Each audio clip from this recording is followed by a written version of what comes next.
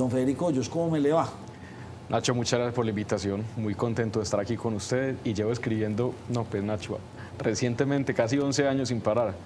Sí, sí. Pues claro, imagínate. Leí un artículo suyo y por eso lo invité, porque ahora como está tan de moda, y de hecho pues hubo ahí algo como complicado con el ministro casi que echándole la culpa a los empresarios de la inflación y de todo esto, y empiezan a haber esos encontrones entre el gobierno y los empresarios. Y vi que casualmente usted escribió esta semana sobre ese tema. Usted que es un analista, ¿cómo podemos mirar esto, ese enfrentamiento de ciertos tipos de gobiernos con los empresarios? Y la nueva cercanía. Y la nueva cercanía. Sí. Bastante extraña, sí. Pues a ver, lo que escribí un poquito y lo que me ha interesado mirar últimamente es por qué el cambio del presidente Petro con los empresarios, con la comunidad del sector privado en Colombia. Petro hace una campaña en contra del sector privado, de los empresarios, les da duro, los culpa por los problemas del país, con nombre propio señala a muchas compañías, y esa fue la retórica que tuvimos todo el año pasado. Y al final, el presidente empieza a hablar de un pacto nacional, un acuerdo nacional, tiene una gran reunión con los empresarios en la Casa de Huéspedes en Cartagena y empieza a cambiar la retórica. Entonces la pregunta un poquito que yo he querido, que me interesa es qué hay detrás de eso. Y la hipótesis, Nacho, el presidente termina el año con la desaprobación más alta, 66%, de acuerdo en Bamer Gallup, y los empresarios terminan con 58% de aprobación. El presidente Petro no ha podido, digamos, definir un enemigo claro en el país para que su retórica vaya en contra de ellos y tampoco ha tenido un gran aliado. Entonces la pregunta es si él quiere pegarse de los empresarios, de la buena imagen empresarial, para cambiar un poquito la retórica y su imagen este segundo año de gobierno. ¿Cuántos empresarios grandes en Colombia dicen que los empresarios grandes en Colombia, o sea, las grandes empresas no son tantas? Colombia es de microempresas, de pymes, o sea, Colombia es de grandes empresas, pero aún así, estas grandes empresas contratan no sé cuántos millones de personas, pero tienen una fuerza laboral bastante grande.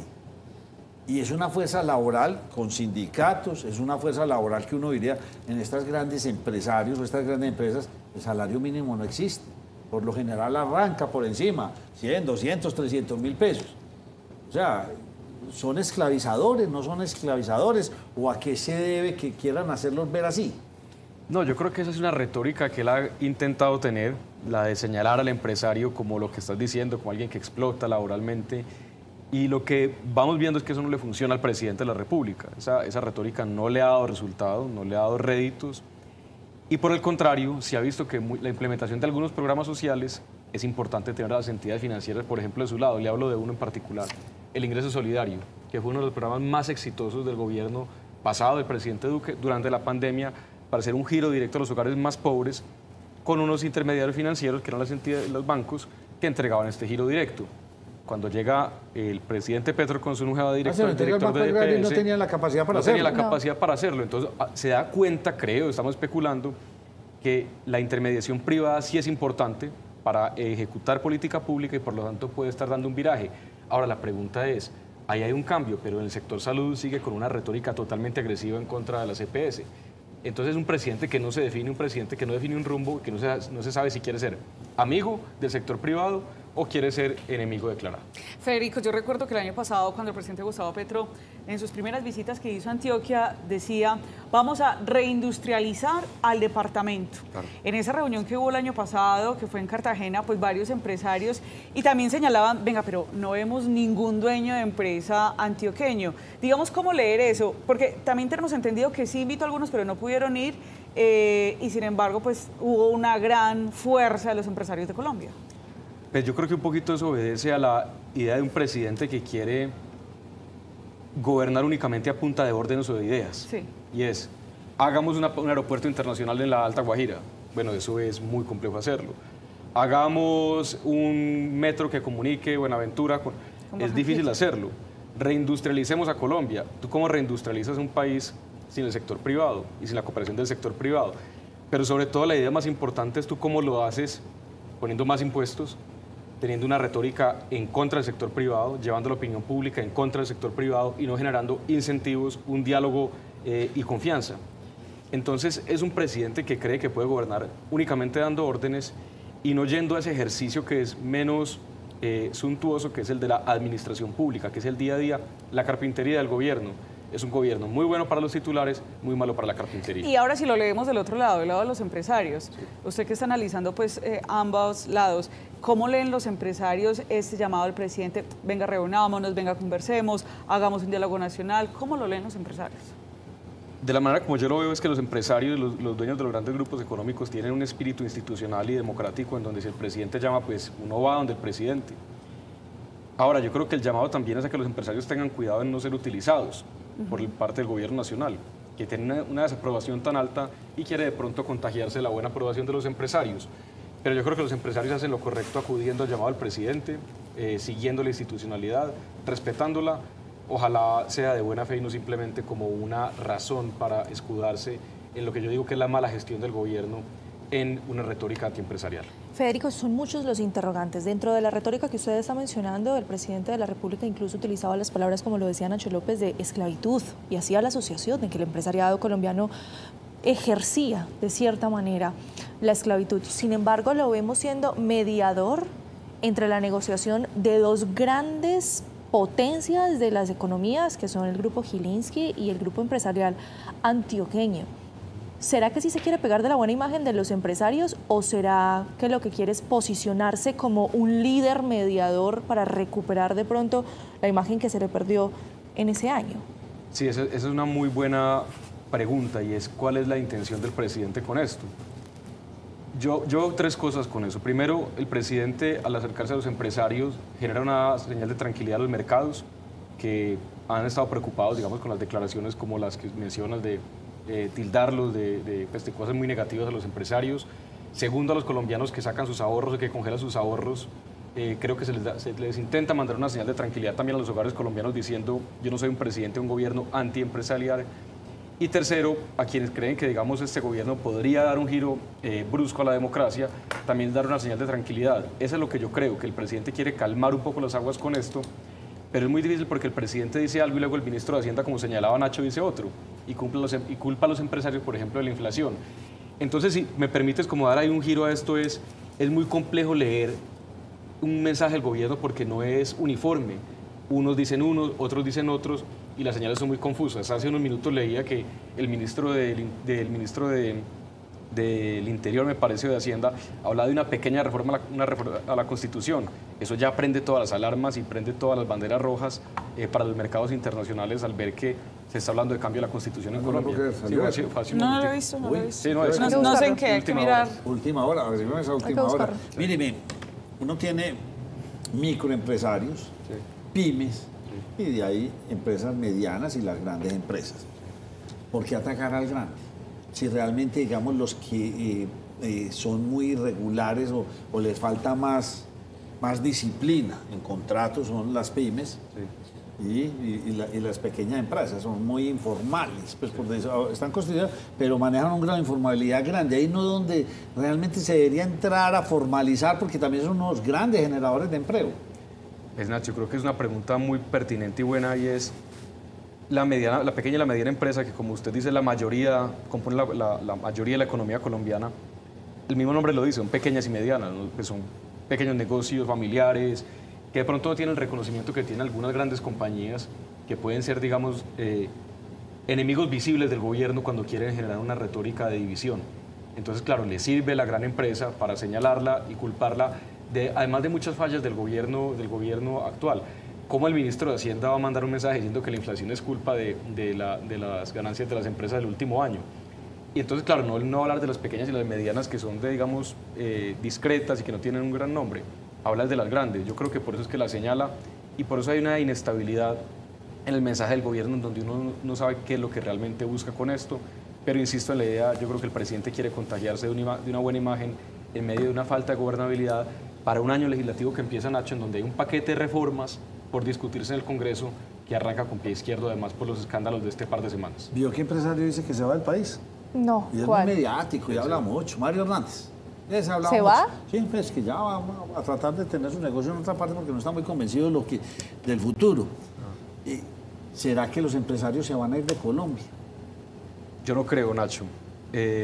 Yo no creo, y siendo un poco atrevido también diría no deberían, porque el empresario por naturaleza piensa a largo plazo. El político es un poquito más inmediatista. los periodos políticos son de 4 años, Colombia no tiene reelección. Que un gobierno tenga, digamos, elija a un sucesor o alguien que siga las mismas políticas es complejo. Hemos visto desde el presidente Santos, que terminó la reelección, que siguió el presidente Duque, y luego Petro, entonces empieza a haber como una especie de sí, pero el temor está fundado con la experiencia de Venezuela, que aparentemente se iba a quedar 4 añitos y ya llevan se perpetuaron y destruyeron el país. Entonces, ese es el temor de los países latinoamericanos, que se perpetúen. Entonces ahí es cuando empiezan. Mire, le cuento una anécdota. Conozco de primera fuente comitivas de 2 países centroamericanos reuniéndose con empresarios en diferentes ciudades de este país, diciéndoles, aquí están las puertas abiertas. Claro. Costa Rica y El Salvador. Y Bukele la tiene clara. Hombre, me voy para allá. Y ya hay empresarios que están montando subsedes. Una empresa de ropa interior bastante grande de nuestro país. ¿Cuánto sucede por allá? Costa Rica. Es que eso es viable. A ver, Nacho, Colombia ha tenido periodos de mucha violencia, inestabilidad, la famosa frase del casi estado fallido que fuimos. Entonces yo no creo que esto realmente sea algo más grave que eso. Y yo creo que esto sí va a pasar. Pero le digo otra cosa, Nacho. Hay que ser muy conscientes en algo. Y es la democracia colombiana ha funcionado muy bien, hay que decirlo. Ha demostrado ser una democracia más sólida, más madura y más fuerte. El Congreso, a pesar de todo, ha sido un contrapeso efectivo. El presidente Petro no le ha aprobado las reformas, a pesar de todo lo que usted puede decir del Congreso. Las Cortes le han hecho un control efectivo al presidente de la República, le han tumbado varios decretos de manera muy ágil. Los medios de comunicación, ustedes mismos, han guardado una independencia inmensa y han tenido una libertad de voz para decir lo que quieran decir. Y los gremios, por ejemplo, han defendido muy bien al sector empresarial y han generado una conciencia diferente a lo que el gobierno ha querido plantear en medio del paquete de reformas. Entonces yo le terminaría diciendo es, con su pregunta a los empresarios, la democracia colombiana ha demostrado ser más sólida y más robusta de lo que muchos hubieran pensado. O sea, lo que usted me dice, para concluirlo aquí antes de dar la palabra, entonces Petro no es un dictador. Porque si fuera un dictador nos tendría callados a nosotros, a todos los medios. Hubiera hecho, sí, Petro sigue, es un mandatario que llega por primera vez, está tratando de las cosas, no le están saliendo como de pronto él pensaba, y ahí es donde estamos metidos en este caos. Yo digo que no es un dictador, es un gobernante radical que quiere ser radical, con una altísima incapacidad de ejecución.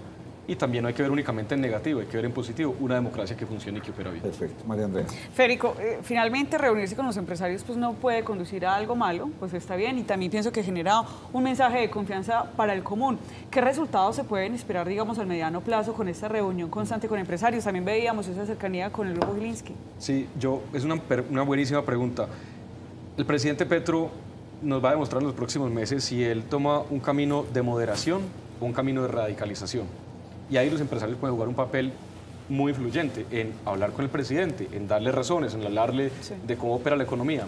Y yo creo que la gran señal para eso sería un cambio de gabinete. Sería ver si el presidente Petro conserva los ministros que tiene, especialmente las voces más radicales, por ejemplo la del canciller, por ejemplo la del Ministerio de Energía, lamentablemente, o la del Ministerio de Salud, o si hace un cambio y trae algunas personas más centristas, de posiciones diplomáticas o de la sociedad civil y las pone en el gobierno para, digamos, recomponer un poco el rumbo y ser un gobierno más de centro-izquierda, más que un gobierno más radical. Por ahí arrancó, se devolvió y usted dice que vuelva a retomar la senda del inicio. Sí, yo se lo iba a rebatir por ahí, porque si algo hemos visto en los cambios y los movimientos de gabinete que ha tenido el presidente es todo lo contrario. Es que ministro que llega es un poco o mucho más radical que el que estaba anteriormente. El caso de Bonilla lo podemos ver, es decir, se está radicalizando, y si bien es cierto el cambio de retórica se está suavizando, ¿lo estará haciendo de verdad desde su política y desde el gabinete que está manejando? Pues yo creo que las elecciones de octubre, las elecciones locales, que fueron realmente un fracaso para el gobierno, un golpe muy duro, si es un gobierno sensato debe entender el llamado de la ciudadanía y lo que está pasando en el país y debe recalibrar. Eso podría obedecer a un segundo cambio de gabinete, no un segundo, ya sería el quinto, cuarto, de pronto me equivoco con eso, pero un nuevo cambio de gabinete. Entonces obedecería eso. Y segundo es que, digamos, esa radicalización del ministro, yo estoy de acuerdo, no le ha dado resultados, 66% de desaprobación en diciembre para cerrar el año. Entonces un gobierno terminaría que entra a discutir un paquete de reformas muy ambicioso en el Congreso con una gobernabilidad muy baja, de ahí de que necesite buena imagen, cambios y recalibrar el rumbo para eventualmente sacar adelante algo que no ha podido sacar hasta ahora. Ahora, y vámonos para el otro lado. Sí. ¿Por qué se acabaron los empresarios que hablan? Usted aquí cuando Nicanor Restrepo hablaba, Teníamos empresarios en Cali, en Bogotá, grandes empresarios que hablaban. Sí. Ya no. ¿Por qué? ¿Por qué se callaron? Nacho, yo comparto que el sector empresarial colombiano es bastante cauteloso. En países como Estados Unidos uno ve presidentes de compañía que son más vocales, pero también yo entiendo las compañías, por ejemplo, que son públicas, que tienen que guardar un equilibrio con los accionistas. Ellos están hablando, cuando habla un presidente de compañía, está hablando a nombre de todos los accionistas, stakeholders, entonces yo entiendo la prudencia, pero yo sí creo que hace falta unas voces empresariales o de defensa del empresariado que sean mucho más fuertes. Porque los gremios son tibios, perdóneme, los gremios en este país son muy tibios. A ver, Nacho, los gremios han sido históricamente gobiernistas. Sí, señor. Y yo he visto unos gremios, como lo mencioné ahora, en este periodo debo reconocerlo, más vocales, que han generado más conciencia. Yo veo que eso es positivo y que eso fortalece la democracia colombiana, pero yo creo que la defensa del sector empresarial en voces de los gremios, de representantes, debería ser un poco más sólida y no, digamos, no cauta. Este no es el momento para la cautela, este es un momento para defender, porque realmente las reformas yo creo que son muy inconvenientes, generarían daños estructurales. Y noticias en desarrollo, pues no hablemos de eso porque estamos viendo qué fue lo que dijo el ministro, eventualmente de una reforma constitucional merecería una reacción muy contundente por parte del sector empresarial. Le voy a dar un pensamiento mío. Por favor. ¿Por qué sufrir tanto? Para una reforma, una contrarreforma. Nacho, ¿Me entiende lo que le digo? Sí, reforme, pero... tranquilo, y viene el próximo gobierno, que sea el que, y volvemos a hacer la contrarreforma y volvemos a ajustar todo. ¿Por qué tanto miedo? A mí me parece que tocar la Constitución sí es una línea roja. Esa sí no. Sí. No, pero yo le digo, hombre, va a hacer la reforma a la salud, listo, hágala. Y llega el próximo gobierno, sea el que sea, no estoy de acuerdo, vuelvo y hago una contrarreforma y la llevo otra vez a su origen. Pero se lo diría de esta manera, si, como usted propone, un país debe estar siempre como un tren. Construyendo y para yendo adelante. hacia adelante, no yendo hacia atrás. Y ojalá tampoco que esté detenido, sino aunque esté creciendo, que crezca lentamente, pero que vaya hacia adelante, que mejore gradualmente, ojalá más rápidamente. Una reforma y contrarreforma lo que hace el país es perder tiempo, perder confianza y perder capital político. Entonces yo creo que eso sí es realmente inconveniente pensar en, bueno, que pasen las reformas porque luego se deshacen. Eso toma mucho tiempo, es un tiro al aire, puede que funcione, puede que no funcione, pero también un tema que pues, es un poco difícil de expresar, pero es la falta de confianza de la gente ya no sabe en qué creer. Yo creo que es muy inconveniente, Nacho, y que lo mejor sería que este año hubiera una oposición muy seria a las reformas en el Congreso. Nacho, me permite, yo le aporto algo ahí, Nacho. Inestabilidad jurídica para el inversionista extranjero. Claro. Si usted no tiene claro cuáles son las reglas de juego y está en una incertidumbre de en este año me pusieron unas normas, pero tengo la seguridad de que en otro gobierno me las van a cambiar, eso al inversionista lo frena inmediatamente porque no le da una seguridad jurídica para poder, no ve a Colombia como un país estable para la inversión. ¿Cómo ve usted a Petro en el resto de este año frente a los empresarios? ¿Cuál es su análisis? ¿Más conciliador? ¿Se va a acercar más? ¿Va a tratar de trabajar con ellos? ¿O ministros por un lado acusándolos de inflación y Petro conciliando? ¿O Petro peleando y ministros conciliando? ¿Cómo va a ver usted esa relación? Yo creo que el presidente empezó el año queriendo ser conciliador, queriendo ser como una especie de articulador de acuerdos empresariales, queriendo mostrarse de esta manera. En este momento está en Davos, en el Foro Económico Mundial.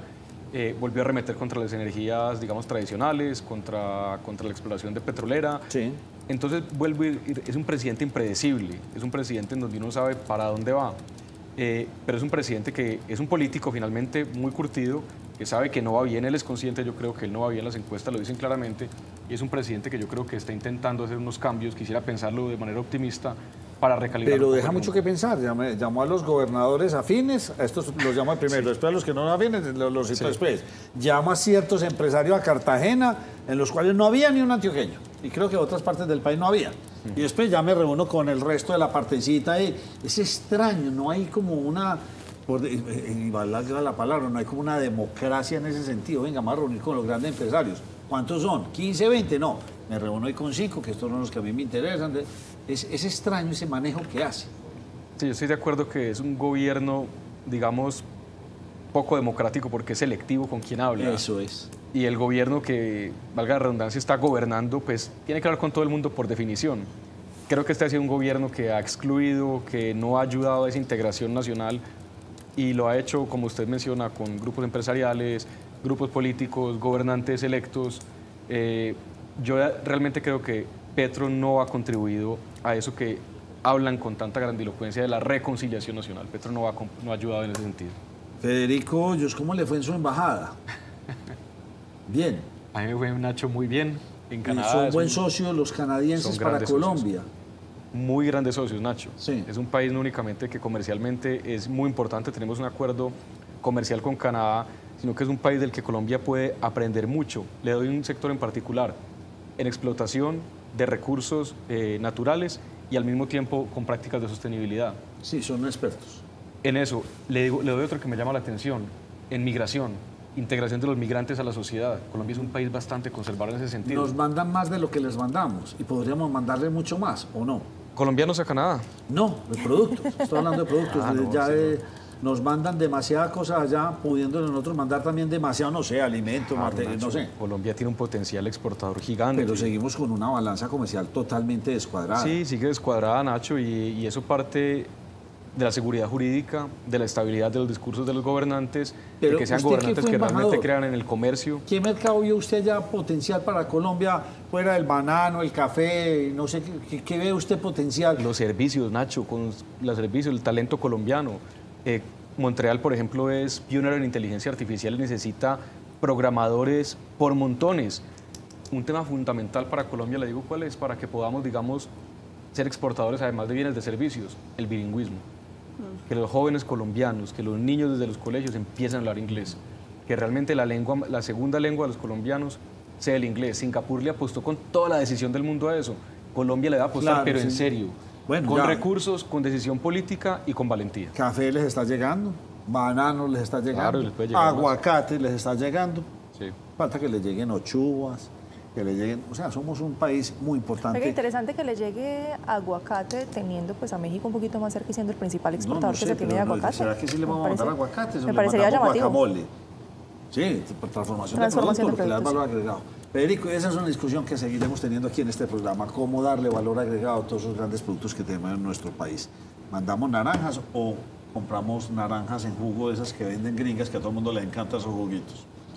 Bien complejo. Federico, muchas gracias. No, al contrario. En estos días lo vuelvo a invitar. Voy a seguir muy pendiente de sus columnas todos los martes. Cuando vea la próxima que me guste, aquí lo siento para que analicemos. Me ha encantado estar aquí conversando. Gracias por la invitación. A vos.